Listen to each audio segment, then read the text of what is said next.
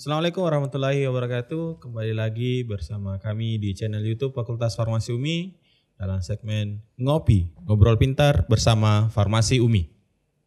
Bicara Farmasi UMI, ayo kita ngopi.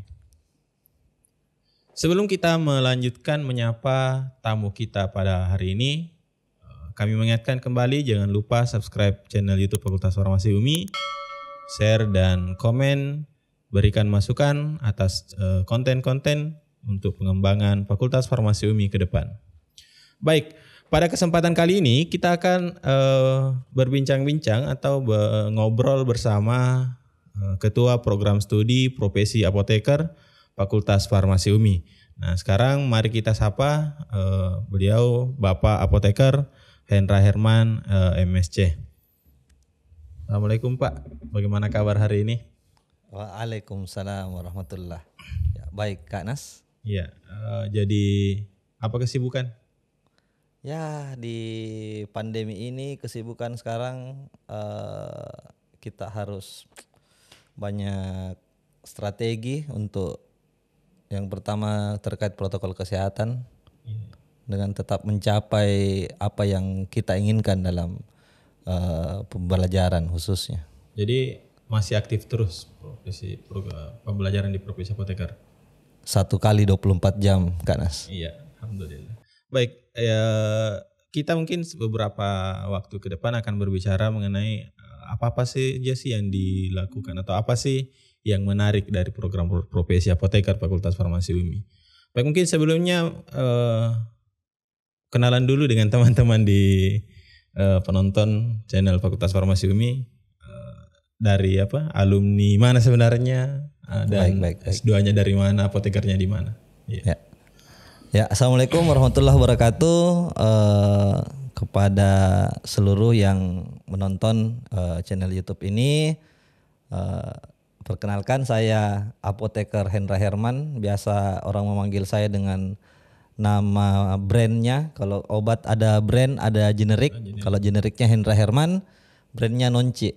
Oh ya. iya.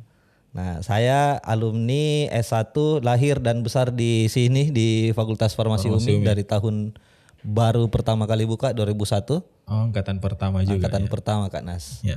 Nah, kemudian setelah itu tahun 2009 saya menyelesaikan apoteker di Universitas Islam Indonesia. Mirip-mirip sama UMI, tapi satu Muslim, satu Islam. Nah, kemudian setelah itu 2013 lanjut jatuh cinta dengan clinical pharmacy dan lanjut di UGM dan sampai sekarang kembali mengabdi di Fakultas Farmasi. Harga mati Fakultas Farmasi UMI, harga mati. Kemudian ketua prodi, ketua program studi profesi apoteker. Kapan itu? Ya, ketua program studi profesi apoteker saya masih baru karena saya belum lepas enreyen. Kalau kita beli kendaraan. Belum lepas enreyen ya, dengan segala tantangan untuk apoteker ya, artinya saya masih baru sekali. Ya.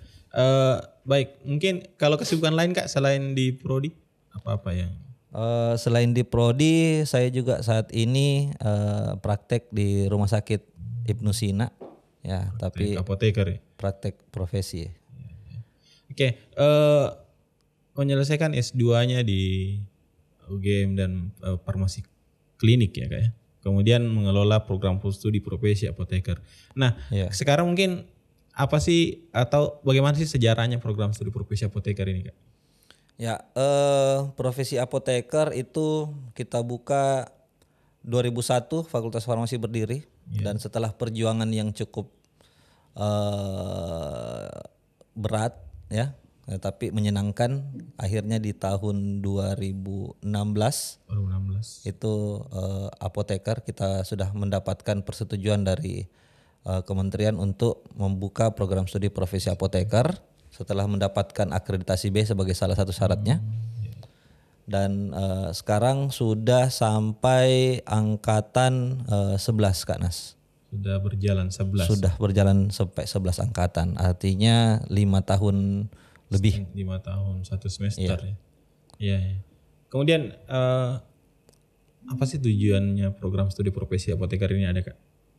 Ya, inti dari tujuan program studi profesi apoteker sesuai dengan visi dan misi dari universitas dan fakultas, yaitu kita ingin menghasilkan lulusan yang dapat berdaya saing nasional, ya.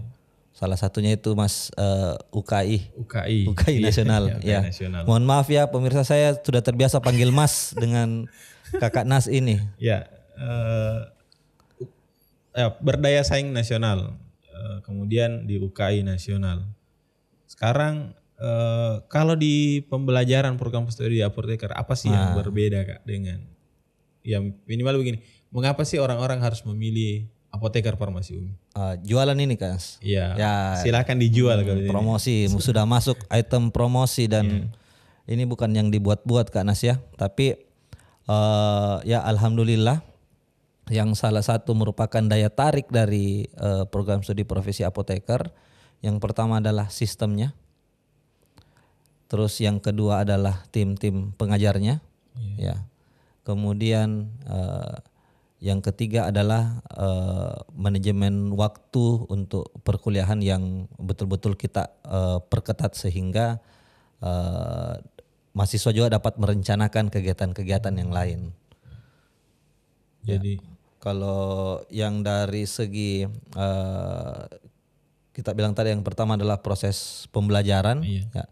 Proses pembelajarannya kita kalau konvensionalnya itu orang belajar kebanyakan metode ceramah kemudian diskusi, tapi kalau kita sudah dari awal kegiatan PSPA ini angkatan 1 itu pimpinan fakultas Pak Dekan dan tim perumusnya itu membuat sistem student center learning. Jadi center learning. bukan lagi dosen yang menjadi Pusat, sumber, sumber. tapi bagaimana mahasiswa mengembangkan diri sendirinya. Jadi dosennya lebih sebagai tutor, mengarahkan, fasilitator. Kemudian, fasilitator, betul.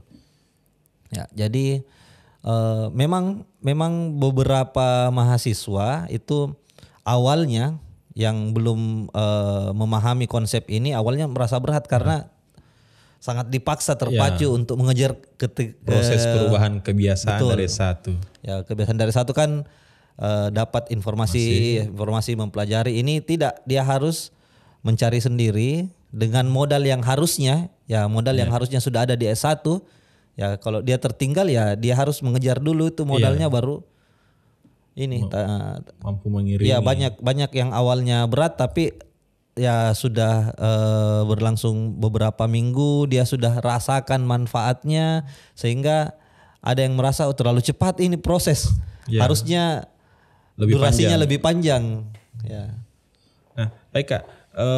Kalau di S1 kita akan rigid dengan praktikum dan sebagainya. Nah, kalau di apoteker apa sih? Apalagi kan pendek ya. Ya. Berapa lama sih orang kuliah apoteker? Kalau kuliah apoteker itu 2 semester. 2 semester, sekitar efektifnya sekitar 9 bulan. Ya. Dengan PKPA praktek kerja profesi apoteker di semester 2. Jadi semester 1-nya kuliah, baru prakteknya di semester 2. Semester 1 mempersiapkan untuk ke PKPA dengan materi-materi yang ada di blog. Kemudian setelah itu lanjut ke proses praktek kerja profesi. Nah, kalau sudah angkatan 11, per tahunnya berapa sih Kak?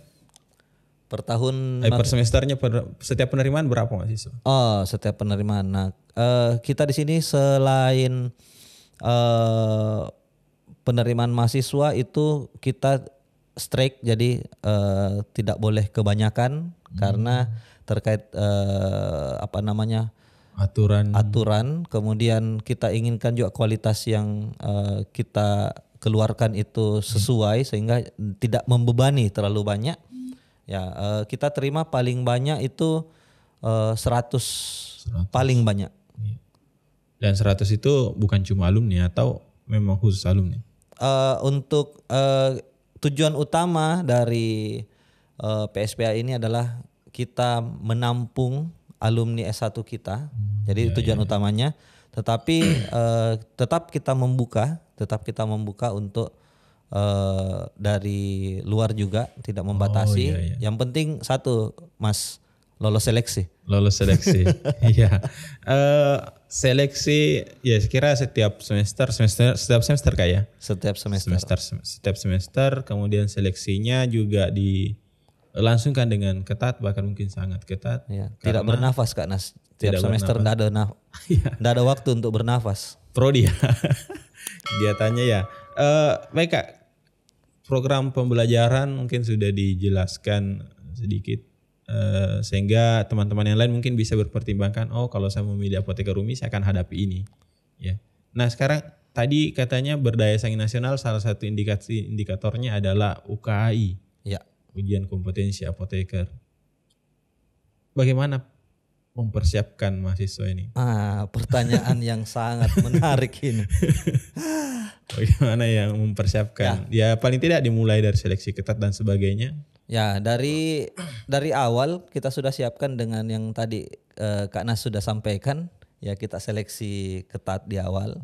Kemudian dari proses pembelajarannya kita bukan lagi sekedar teori, tapi juga ada beberapa praktisi yang kita panggil untuk membantu kita, minimal memberikan insight, memberikan gambaran bagaimana dengan praktek di luar.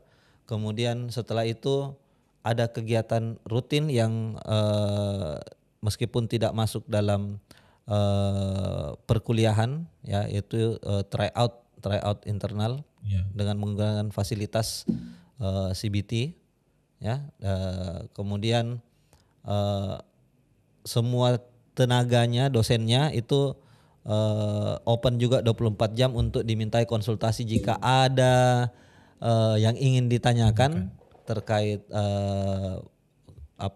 terkait yang dipelajari. Nah, kemudian selain itu kita rutin tiap bulan zikir, Mas. Ya. Jadi tidak lupa berdoa, usaha, doa. Iya. Menarik. Dari 11 angkatan berarti yang sudah lulus sudah 1 sampai angkatan 8. 8, angkatan 8, angkatan 9 insyaallah. Mohon doanya untuk angkatan 9 dan seterusnya. Hasilnya bisa bagus. Iya, hasilnya bisa bagus. Lagi sekarang kan pandemi. Apa sih bagaimana model konversi pembelajaran yang awalnya tatap muka dan sebagainya, bagaimana profesi apoteker menjalankan proses pembelajaran di masa pandemi? Nah, itu yang menjadi masalah besar untuk semua jangan fakultas, universitas dimanapun, gara-gara pandemi ini tidak bilang-bilang datangnya. Iya. Sehingga kita harus, ya, terima kasih banyak kepada pimpinan fakultas, Bapak Dekan yang sudah menyiapkan ya ini salah satu fasilitas yang alhamdulillah bisa disiapkan oleh fakultas dan teman-teman IT. Saya perkenalkan kalau ada yang ingin saya promosikan, karena kalau ada yang berkonsultasi terkait masalah IT untuk bagaimana pembuatan program teknisnya untuk belajar mengajar, ya bisa kontak Kak Nas dan kawan-kawan. Bisa dipanggil semua. Kak Nas yang di belakang ini. Nggak usah. Kenapa kita yang di endorse ini, kita yang wawancara? Ya, jadi kegiatannya karena bagaimanapun apoteker adalah keahlian, ya, skill untuk bagaimana nanti di lapangan. Kita tetap berusaha untuk membuat bagaimana tetap mahasiswa mendapatkan informasi, minimal mendapatkan informasi dan mampu melihat apa yang terjadi di luar.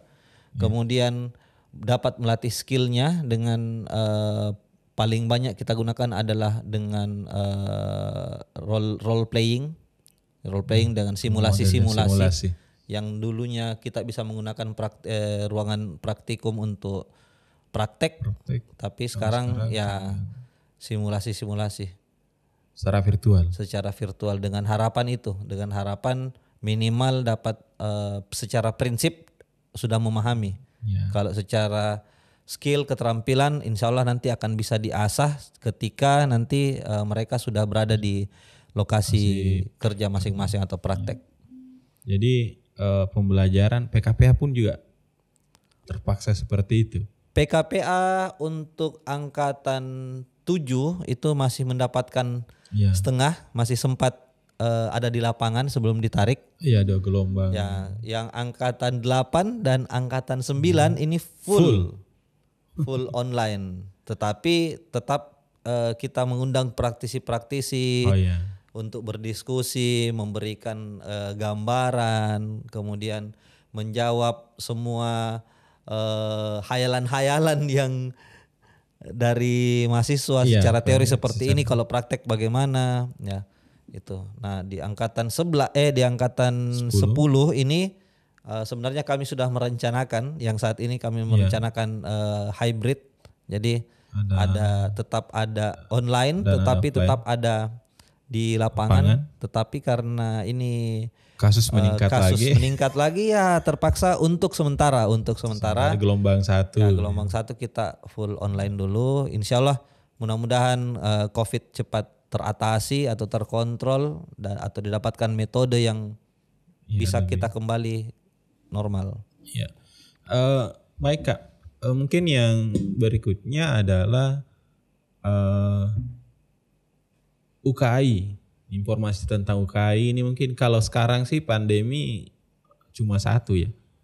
Nah, yang sebelum-sebelumnya dan bagaimana 2 jenis UKI ini, mungkin apa sih pembedanya Kak dari ujian kompetensi apoteker ini, apa sih dan apa-apa saja yang harus ditempuh oleh teman-teman? Ya, nah mengapa sistem pembelajaran yang kita gunakan itu sangat rigid, sangat ketat dan kita ingin memberikan semua dengan hal yang waktu yang sesingkat mungkin, karena itu tadi Kak Mas yang kita sampaikan bahwa ada 2 jenis ujian UKI CBT yang computer based test dengan ujian UKI OSCE yang istilahnya adalah keterampilan langsung. Nah, yang sampai sekarang itu karena pandemi sehingga OSCE untuk sementara ditunda dulu, tapi nanti ke depannya OSCE kemungkinan akan kembali. Aktif. Nah, salah satu yang kita lakukan meskipun nanti belum sekarang, tapi tetap dari dulu kita sudah siapkan adalah pada proses pembelajaran akan ada praktikum, Kanas. Di semester 1 itu ada praktikumnya, selain teori, selain kuliah teori, tutorial, kemudian ada praktikum.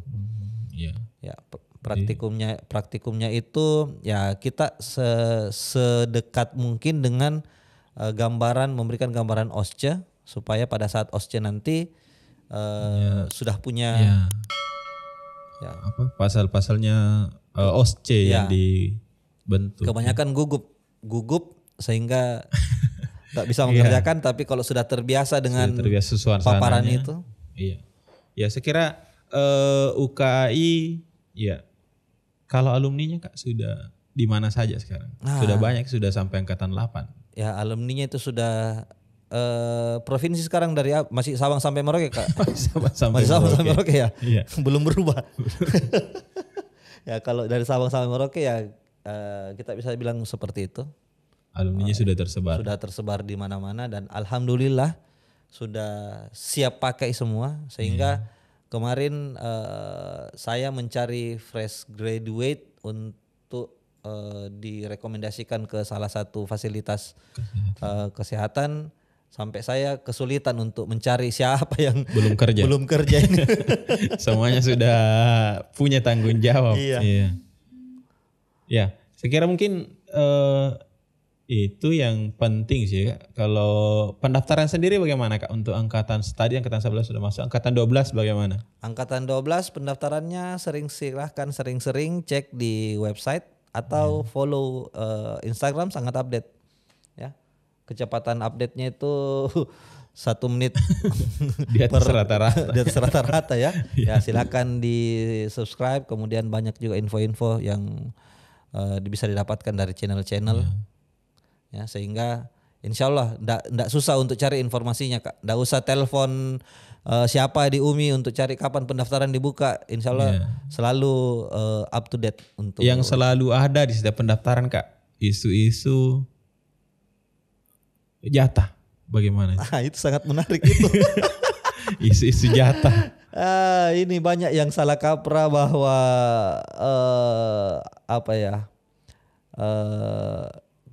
ada istilah kasih masuk dulu anakku. Iya. Kasih masuk dulu keluarga. Masih ada. Ya, masih banyak. Tetapi ya itu lagi, Bang. Karena satu sisi di Fakultas Farmasi ya kita mengejar kualitas sehingga kita meminimalkan hal-hal yang seperti itu. Apalagi Mas, ada yang mungkin kita sama-sama tahu ya bahwa ada yang mengatasnamakan fakultas itu yang untuk biasanya, melakukan yang penipuan. sering ada. Ya, yang itu yang biasanya ada. Katanya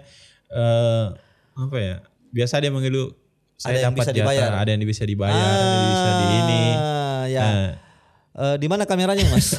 Silakan. Dimana, ada 3 kamera di sini. Di sini ya. Sebagai informasi kepada semuanya, jika ada yang seperti itu mengiming-imingi untuk dapat masuk di farmasi, utamanya masuk di apoteker dengan imbalan bayar berapa itu, saya yakin penipuan. Saya ulangi, penipuan ya. Sehingga kalau kami kalau bagi para yang pendaftar ya, bagi para pendaftar yang sedang menonton ini, jika ada yang seperti itu silakan feel free untuk dilaporkan ke kita. Iya. Di cross check ya, daripada nanti banyak begini Mas. Modus penipuannya itu adalah kalau lulus nanti bayar segini. Nah, misalnya Kak Nas yang daftar ya. Terus dijanjikan kalau lulus bayar berapa 100 juta ya, bayar 100 juta. Nah kalau tidak lulus kan tidak bayar. Nah kalau Kak Nas lulus dengan usaha sendiri, bayar SPP ya, bayar SPP. Jadi kalau 100 jutanya kalau tidak lulus dia tidak rugi juga kan? Iya. Jadi seperti itu Kak Nas. Jadi banyak yang penipuan seperti itu. Jadi tidak ada ya? Iya. Kalau dia lulus ya lulus karena usahanya dan dari Allah. Ya itu mungkin yang paling banyak sih yang masuk pertanyaannya. Kenapa sih saya tidak lulus? Apakah karena ada ini, ada dulu teman begini. Kadang itu dilaporkan saja ya. Kalau ada yang didengar, didapat, laporkan sama panitianya. Lapor sama kita. Tidak akan ngaruh sama ini, justru membantu kita untuk mendeteksi siapa-siapa yang memanfaatkan memanfaatkan hal tersebut untuk kepentingan ya. Karena kasihan. Karena memang isu-isu yang paling sering muncul di pendaftaran ya pasti seperti itu. Setiap korbannya. mendekati pendaftaran, mendekati ujian. Iya. Bahkan kemarin sempat ada foto beredar lagi briefing ujian. Nah itu, aduh, foto yang beredar briefing ujian. Ini kami sedang briefing untuk ujian. Padahal itu foto rapat apa begitu. Itu sudah foto lama, ruangannya sudah tidak seperti itu. Namanya salah lagi. Iya, namanya salah. Aduh. Iya. Ya sekira itu mungkin Kak, kalau di apoteker ya paling tidak betul-betul bahwa apoteker ini tujuannya adalah menghasilkan lulusan yang mampu bersaing internasional, bahkan mungkin internasional kalau memang. Apalagi, Insya Allah kami kemarin sudah pertemuan dengan universitas di Malaysia, Cyberjaya University itu insya Allah kita merancang ini untuk awalnya kita merancang untuk PKPA, praktek kerja profesi apoteker di rumah sakit. Jadi tapi khusus untuk kegiatan klinisnya. Kegiatan klinisnya sehingga akan ada nanti mahasiswa yang berpraktek di Malaysia untuk khusus untuk rumah sakit. Tetapi pandemi. Ya tapi berdoa saja kalau kita memang bisa mewujudkan itu dalam waktu setelah pandemi lah mungkin. Setelah pandemi atau dalam waktu yang dekat kita bisa, kenapa tidak ya? Iya, kan bisa untuk awal ini daring dulu ya, just konsepnya bagaimana just. Oh iya. Jadi go internasional juga sudah mulai dibuka. Apalagi kalau nggak salah S1 juga sudah dimulai dibuka kelas internasional. Iya, sekira mungkin itu Kak yang penting, yang mungkin yang lain bisalah kita dibaca-baca ya mungkin di informasi-informasi. Kalau jadwal penerimaan sudah ada di website mungkin dan nanti bisa dilihat di media sosial, di website. Ya. Saya kira mungkin terima kasih banyak Kak atas waktunya. Sama-sama. Ya lain kali kita ketemu lagi dengan bahasan-bahasan yang berbeda. Karena ya farmasi klinik itu menarik loh untuk kita. Ya, kalau ada yang mau request kita bahas topik apa terkait apoteker ataupun ada teman-teman praktisi yang menonton ini mau butuh untuk informasi-informasi apa, nanti kita akan usahakan untuk. Jadi Prodi Apoteker siap. Prodi Apoteker siap untuk mewadahi itu. Ya. Baik, teman-teman penonton, demikian tadi diskusi kita atau bincang-bincang kita dengan Ketua Program Studi Profesi Apoteker Fakultas Farmasi UMI, Bapak Apoteker Hendra Herman S.Pharm MSc. Dan terima kasih sekali lagi sama-sama, atas waktunya. Terima kasih banyak. Dan semoga apa yang kita sampaikan dapat menambah informasi dan wawasannya teman-teman di luar, teman-teman penonton. Dan semoga bincang-bincang atau ngobrol kita kali ini nantinya semakin menambah pengetahuannya teman-teman tentang Fakultas Farmasi UMI, khususnya program studi profesi apoteker. Ya. Kemudian yang selanjutnya saya kira prosesnya angkatan ini, angkatan 9 yang mau UKI, angkatan 10 yang proses belajar sekarang, dan angkatan 11 yang mulai, dan semoga itu semua lancar Kak. Amin. Dan mohon doanya semua. Kita selalu berharap semoga pandemi cepat berlalu. Amin. Bisa dapat terlaksana semua rencana-rencana yang tadi. Amin. Kemudian di program studi profesi apoteker saya kira dengan sumber daya manusianya yang luar biasa. Kalau tadi dikatakan tidak berhenti bernafas, tidak ada waktu untuk bernafas. Kira siklusnya padat karena program jenjang pendidikannya pendek, cuma 1 tahun. Kalau ada 25 jam per hari. Kalau ada 8 hari 1 pekan, 8 hari. 1 pekan. Iya. Saya kira itu Kak, terima kasih sekali lagi. Dan untuk teman-teman, sekali lagi sebelum kita akhiri ngobrol pintar kita kali ini, jangan lupa subscribe channel Fakultas Farmasi UMI dan share video ini jika bermanfaat, dan masukan dapat Anda berikan di kolom komentar mengenai topik-topik apa saja yang akan kita bahas atau yang teman-teman minta untuk kita bahas di forum atau di segmen Ngobrol Pintar bersama Farmasi UMI ini. Sekali lagi terima kasih dan tetap jaga kesehatan. Salam sehat, salam Farmasi UMI. Ayo kuliah di Farmasi UMI. Ayo. Ya, Assalamualaikum warahmatullahi wabarakatuh. Saya Nas, kami dari Ngopi Ngobrol Pintar bersama Farmasi UMI. Farmasi UMI. Bicara Farmasi UMI, ayo kita ngopi.